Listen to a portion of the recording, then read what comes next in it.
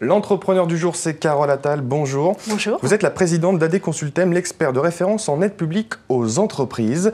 Cette entreprise a été créée il y a maintenant 13 ans. Comment est-ce que l'idée vous est venue ? Alors en fait, dans le cadre d'un passé d'entrepreneur, puisque je suis maintenant entrepreneur depuis 20 ans, j'ai fait le constat qu'il existait en France un certain nombre d'aides publiques et une vraie difficulté pour les entrepreneurs d'y avoir accès. Et je me suis dit un jour qu'il y avait certainement un vrai besoin auprès de sociétés comme la mienne. Et voilà, donc j'ai créé ce cabinet. Une semaine plus tard, 15 jours plus tard, on avait un premier client donc, qui était la société Pierre et Vacances qui nous appelait. Donc un grand compte, hein. Un grand compte, exactement, qui nous a dit que notre idée était géniale. Et puis voilà, 13 ans plus tard, on est encore là. 15 jours seulement après la création de votre entreprise, Exactement. Pierre et Vacances décroche son téléphone et vous dit « J'adore votre idée ». Exactement. Et là, tout était parti. Et depuis, j'imagine que les choses ont beaucoup changé, ont beaucoup progressé. Oui, tout à fait. Donc en fait, en l'espace de 13 ans, donc, on a une croissance très forte chaque année.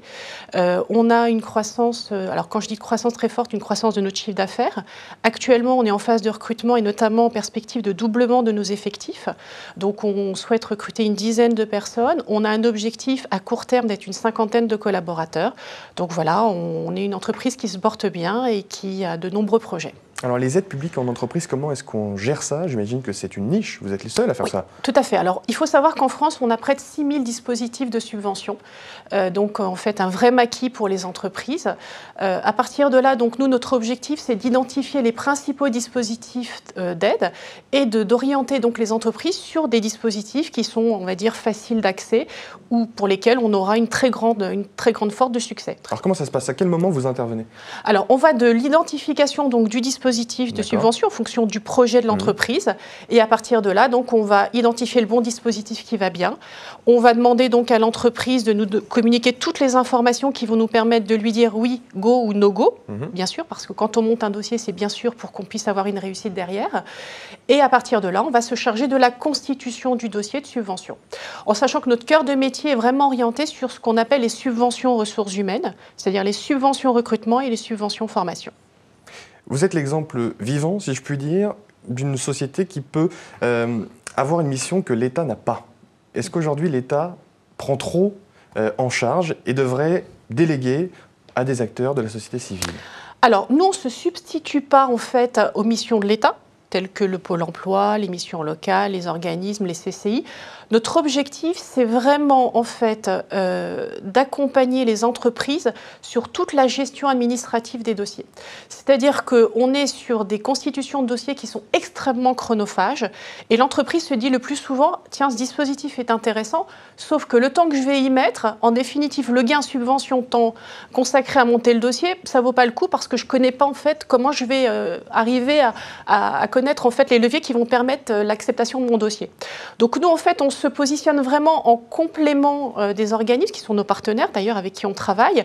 Et on ne veut surtout pas donc, être interféré notamment sur leur mission. Nous, notre mission, c'est vraiment de faciliter les choses et de ne pas être un grain de sable entre notre client et les organismes publics, bien au contraire. Et je reviens à ma question parce que quand on voit, par exemple, un site bien connu comme Le Bon Coin qui propose, ça vous fait sourire, peut-être vous pensez à Nicolas Sarkozy qui ne connaissait pas Le Bon Coin, mais qui propose des emplois tout simplement qui facilitent la recherche d'emploi. Est-ce que vous pensez aujourd'hui que les acteurs de la société civile, les start-up, les gens, les vraies personnes peuvent aujourd'hui faciliter ce genre de missions qui sont parfois un peu plus compliquées quand elles sont faites par l'État? Je pense que de toute façon, vu les chiffres du chômage actuellement, je pense que voilà, toute bonne volonté, notamment... Et la bienvenue. Voilà, et la bienvenue. Je pense que nous, par notre intervention, alors nous, on ne se charge pas du recrutement des collaborateurs. Par contre, on incite les entreprises, par le biais des subventions recrutement, à recruter, puisque par définition, lorsqu'on perçoit une subvention qui va de 2 000 à 18 000 euros, l'entreprise se dit, tiens, mon risque financier de recruter est beaucoup moins important, ou il est quasiment neutralisé. Donc, on participe en définitive à faire en sorte que des entreprises passent le pas, notamment des TPE, des PME, parfois même des grandes entreprises qui se disent bah, tiens, on est un petit peu juste au niveau du budget, le business va un peu moins bien. Donc grâce à ça, on va pouvoir donc mobiliser de l'argent et pérenniser l'emploi ou recruter de nouveaux collaborateurs. Alors les aides publiques, ça va, ça vient, c'est un robinet qu'on ouvre, qu'on ferme. Comment est-ce que vous gérez ça? Alors effectivement, on est quand même sur des politiques de stop and go.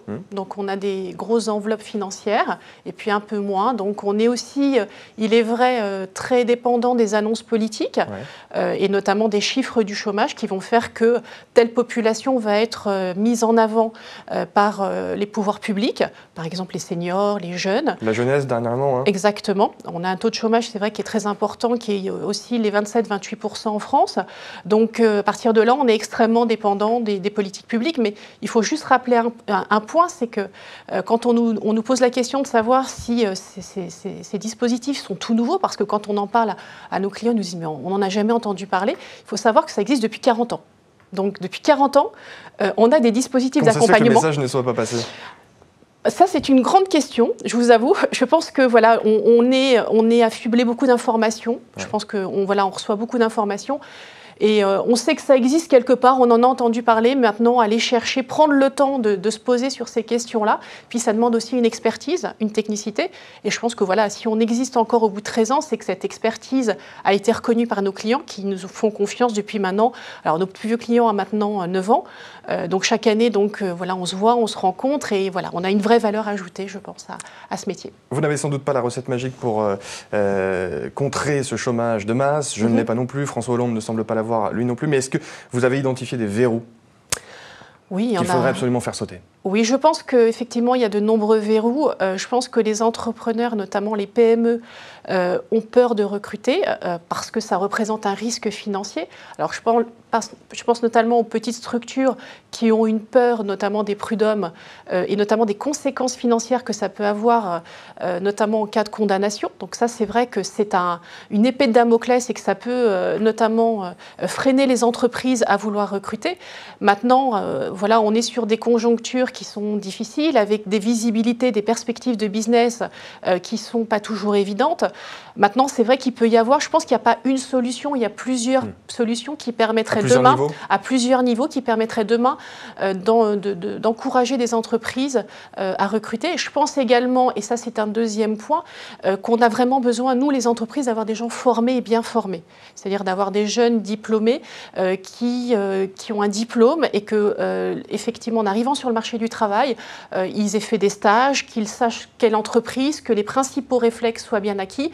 Et malheureusement, ce n'est pas toujours le cas lorsqu'on recrute notamment des jeunes provenant des entreprises, sortant de l'école. Mettre l'accent sur la formation, évidemment. Exactement. Vous êtes adhérente chez Croissance Plus depuis 2012, c'est assez récent, c'est la raison de votre présence sur le plateau de l'Opinion.fr aujourd'hui. Qu'est-ce que ça vous a apporté, vous, en tant qu'entrepreneur? Alors, beaucoup de choses, parce qu'en fait, je trouve que déjà, on est très bien accueillis, donc ça, c'est déjà une très bonne chose en tant qu'entrepreneur. Il y a deux volets qui sont importants, en tout cas pour moi. Le premier volet, notamment, est sur l'aspect informatif. C'est-à-dire que vous avez des commissions au sein de Croissance Plus qui vous permettent de vous informer en fonction de vos affinités sur notamment justement la loi El Khomri, la législation du travail, et puis également de pouvoir être force de proposition, c'est-à-dire que voilà, sur la loi El Khomri, qu'est-ce qu'on peut proposer? Il y a un rôle politique finalement. Exactement. Exactement, et je pense que ça c'est important parce que nous, entrepreneurs, on a souvent l'impression de ne pas être entendus. Et subir parfois les décisions des pouvoirs publics, et Croissance Plus vous permet d'être acteur. Tout à fait, et d'avoir le sentiment d'être entendu et d'être porté par notre parole. Donc ça, c'est vraiment un point important. Le deuxième volet, c'est la rencontre d'autres entrepreneurs. Alors, je dis souvent, et c'est quand on me pose la question, un peu comme les alcooliques anonymes, vous savez, quand on se réunit. Drôle d'image. C'est un peu l'impression, on parle de nos problèmes. Ouais. Et à partir de là, on a le sentiment d'être un petit peu moins seul et de se dire, voilà, en définitive, les difficultés qu'on peut rencontrer, en fait, voilà, on a d'autres personnes qui les rencontrent, on passe par les mêmes périodes, parfois de découragement, parfois d'euphorie. Et à partir de là, on se dit que voilà, c'est la vie normale d'un entrepreneur. Donc, on est quelque part rassuré. Et voilà, et le partage est très riche, donc notamment sur des expériences de recrutement, de nouvelles technologies. Donc ça, c'est vraiment très, très précieux et c'est vraiment le plus de Croissance Plus. Le plus de Croissance Plus. Carole Attal était notre invitée, présidente d'ADEC Consultem. Merci à vous d'être venue sur le plateau de l'Opinion ce matin. Et je rappelle votre site internet @consultem.fr. Merci beaucoup. Merci beaucoup.